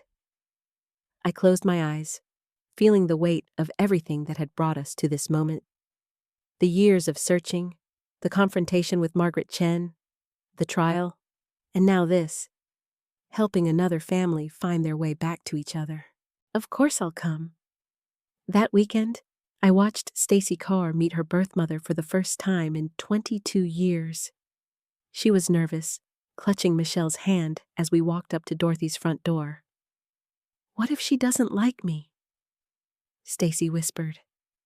What if I'm not what she hoped for? Michelle squeezed her hand. She's going to love you exactly as you are. Trust me on that. When Dorothy opened the door, I saw the same moment I'd experienced months earlier. That instant recognition, the overwhelming flood of emotion, the disbelief that this day had finally come. Stacy? Dorothy's voice broke. Hi, Mom. They embraced on the doorstep, both crying, both laughing, both trying to fit 22 years of love into a single hug. I felt tears on my own cheeks, remembering that first moment with Michelle. Inside, we sat together as mother and daughter began the careful process of getting to know each other. Stacy talked about her adoptive family, her career as a teacher, her dreams of traveling. Dorothy shared stories about the years of searching, the private investigators, the false leads that broke her heart over and over. I never stopped believing I'd find you, Dorothy said. Even when everyone told me to give up, to move on, I couldn't. A mother's love doesn't have an expiration date. I watched Michelle listening intently, understanding in ways that only someone who'd lived this experience could. She'd become a bridge between worlds. The child who was taken and the child who was found. The daughter who had two mothers and somehow made it work. Later, as we prepared to leave, Stacy hugged Michelle tightly. Thank you for coming with me. I don't think I could have done this alone. You're never alone in this, Michelle replied. We're all figuring it out together. On the drive home, Michelle was quiet for a long time. Finally, she spoke. Do you think Margaret Chen knew what she was really doing? I mean, beyond the money and the lies? Do you think she understood that she was stealing love itself? I considered the question carefully. I think she told herself she was helping. But deep down, she had to know that what she was taking from us was irreplaceable. I used to hate her, Michelle admitted. When I first learned the truth, I hated her for stealing my childhood with you. But watching Dorothy and Stacy today, I realized that hate was just giving her more power over my life. What do you feel now? Sad for her, I guess. She had all that money, all those years, and what did she really have? She died in prison, alone, with nothing but the guilt of what she'd done. We have each other. We have love. She never had that. I reached over and squeezed her hand. My daughter, brilliant, compassionate, wise beyond her years, had found a way to transform pain into purpose, anger into understanding. "I'm proud of you," I said, "not just for surviving what happened, but for choosing to help others heal from it." "I learned from the best," she replied with a smile. The next week, I got a call from the FBI agent who had worked on Margaret Chen's case. "We've identified 2 more families," she said. "Children who were taken in the early years of her operation. Would you and Michelle be willing to help with the reunions?" I didn't hesitate. Of course. This had become our mission, Michelle and I, working together to help families find their way back to each other. We'd started a support group for reunion families, partnering with the nonprofit where Michelle worked. Every month, we met with parents and children navigating the complicated emotions of rediscovered love. Some reunions were joyful, like Dorothy and Stacy's. Others were more difficult. Children who struggled with anger, parents who had moved on and remarried, families where the years apart had created unbridgeable gaps. But each one taught us something new about resilience, about the many forms that love can take, about the possibility of healing even the deepest wounds. Rebecca joined us sometimes, sharing her perspective as an adoptive mother who had unknowingly been part of Margaret Chen's web. Her voice was crucial, reminding everyone that love isn't diminished by being shared, that families can be complex and still be real. "Love multiplies," she told one group. "It doesn't divide. Michelle having a relationship with her birth mother doesn't make her less my daughter. It makes her more complete." One evening, after a particularly emotional support group meeting, Michelle and I walked along the river near my apartment. The sun was setting, casting golden light across the water. "Do you ever wonder what our lives would have been like if Margaret Chen had never taken me?" she asked. I'd thought about this question countless times. I used to obsess over it. All the milestones I missed, all the conversations we never had, all the ways I could have been there for you. And now? Now I think about all the ways you became the person you are because of the path you walked. Rebecca raised you to be kind, independent, and strong. Your experiences made you someone who can help other people in ways I never could have taught you. She nodded thoughtfully. I think everything happened the way it was supposed to. Not because Margaret Chen was right to do what she did, but because we found a way to turn something terrible into something meaningful. You sound like you've forgiven her. I've forgiven the situation, Michelle clarified. I've chosen not to let what she did define my life or poison my relationships. That's not the same as saying she was right, or that what she did was okay. I marveled at my daughter's wisdom. She'd found a way to acknowledge the harm while refusing to be trapped by it. "What about you?" she asked. "Have you forgiven her?" I was quiet for a long moment, considering. "I've forgiven myself," I said finally. For years, I blamed myself for not fighting harder, not searching longer, not somehow preventing what happened. Learning to let go of that guilt has been harder than forgiving Margaret Chen. You were 16, Mom. You were a child yourself. I know that now. It's taken me a long time to truly understand it. We walked in comfortable silence for a while, mother and daughter, connected by love that had survived decades of separation and deception. "I have something to tell you," Michelle said as we turned to head back. "Rebecca and I have been talking, and we want to plan a family vacation together. All 3 of us. Somewhere we've never been, where we can just be ourselves without any history or expectations." The idea filled me with joy and terror in equal measure. A week together, learning how to be a family in a new configuration. "Where were you thinking?" "Ireland. Rebecca has always wanted to see the countryside, and I thought it might be nice to go somewhere with no connection to our past. Just us, figuring out our future. I smiled, imagining the three of us exploring ancient castles and green hills, writing new memories to balance the years we'd lost. I think that sounds perfect.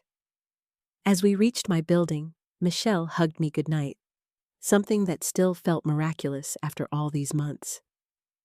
I love you, Mom. Thank you for never giving up on finding me. I love you too, sweetheart. Thank you for letting me back into your life. I watched her drive away, then went upstairs to my quiet apartment. On my kitchen table was a stack of letters from families who had heard about our story and wanted help finding their own missing children. Each envelope represented another family torn apart, another love story interrupted by deception and greed.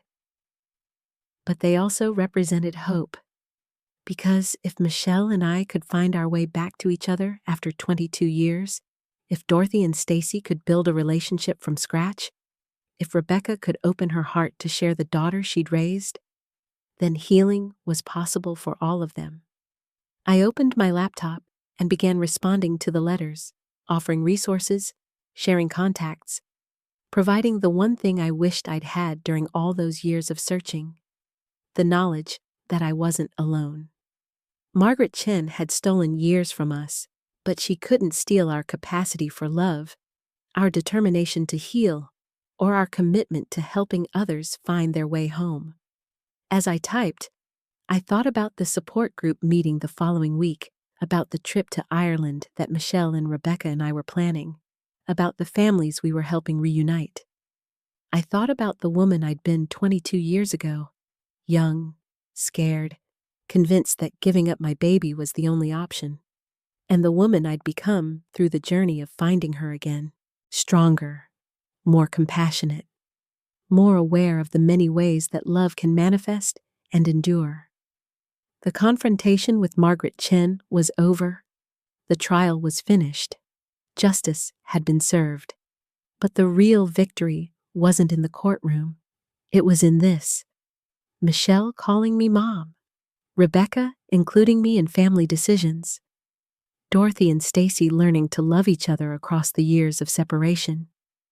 It was in the letters I answered, the families we helped, the understanding that even the worst betrayals couldn't destroy the bonds that truly mattered. Margaret Chen had tried to steal love for profit. Instead, she taught us that love is the one thing that can never really be taken away, only hidden for a while, waiting for the right moment to resurface and bloom again. What gave you the strength to believe that love could survive anything?